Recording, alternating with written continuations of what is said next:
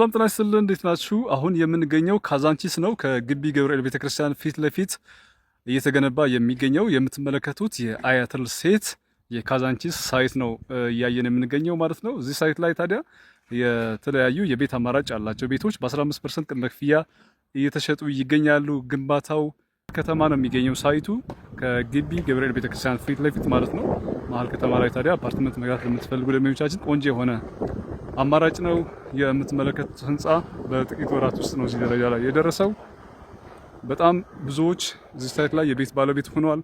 እናንተም ካዛንቺስ ላይ መሀል ከተማ ላይ በከፍተኛ የዶላር መጠን የሚከራይ ሳይት ላይ እንዲሁ ደግሞ ለመኖሪያም ሆነ ለኢንቨስትመንት በጣም አዋጭ በሆነው ሳይት ላይ ቤት መግዛት ለምትፈልጉ ደንበኞቻችን ስለዚህ ሳይት ሙሉ መረጃ ከታች በምናስቀምጥላችሁ ስልክ ቁጥር ደውላችሁ ማግኘት ትችላላችሁ።